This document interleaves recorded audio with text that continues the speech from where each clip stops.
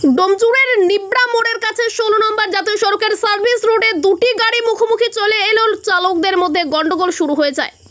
এরপর এলাকার বাসিন্দারা নিব্রা ট্রাফিক গার্ডের অফিসে গিয়ে পুলিশের কাছে মীমাংসার জন্য যায়, কিন্তু কোনো মীমাংসা না হওয়ায় ঘটনার প্রতিবাদে স্থানীয় বাসিন্দারা রাস্তা অবরোধ করে বিক্ষোভ দেখাতে থাকে। পুলিশ গিয়ে বিক্ষোভ সরাতে গেলে স্থানীয় বাসিন্দারা কর্তব্যরত পুলিশ কর্মীকে ধাক্কা মারে বলে অভিযোগ। এই নিয়ে ছড়িয়ে পড়ে উত্তেজনা। পরে বিরাট পুলিশ বাহিনী এবং র্যাব গিয়ে পরিস্থিতি নিয়ন্ত্রণে আনে। 3 জন বিক্ষোভকারীকে আটক করেছে ডোমজুড় থানার পুলিশ। এই ঘটনার জেরে এই রাস্তায় বেশ কিছুক্ষণ যান চলাচল ব্যাহত হয়। পুলিশ লাঠিচার্জের অভিযোগ অস্বীকার করেছে।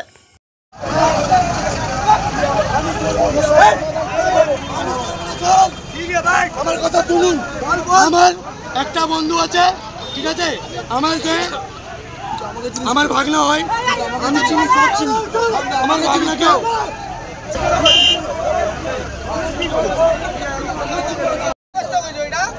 আমার অবস্থা দেখবো এখন, আমার বেলা ঠিক করেছে, বলছি আমি মারবো, তোরা কি হয় বল।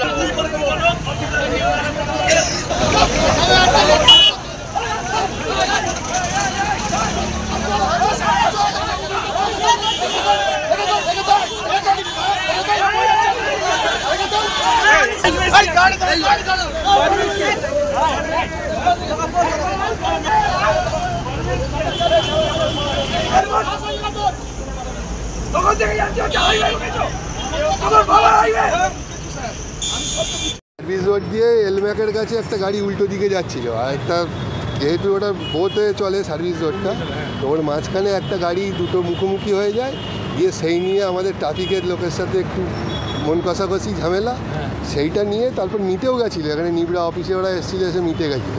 তারপরে আবার হঠাৎ করে গিয়ে ওখানে আবার গিয়ে ওখানে বসে পড়ে। না লাগিয়েছে, এমনি উঠে যায়। কারণটা এই হয়েছে যে আমাদের স্ট্যান্ড হায়াতের সামনে, ঠিক আছে, স্ট্যান্ডের একটা ছেলে এটা দিয়ে সার্ভিস রোড থেকে, সার্ভিস রোড যেখানে আসা যাওয়া দুটোই রাস্তা হয়, এখন পর্যন্ত আসা যাওয়া করছে, মানে 1 বাই থেকে যাচ্ছিল। এবার ওটা দিয়ে একটা প্রাইভেট কার এসে সামনাসামনি, ও বলছে আমি সরাবো না, ওদের জন্য দুজনের সঙ্গে টক্কর দেখা হল।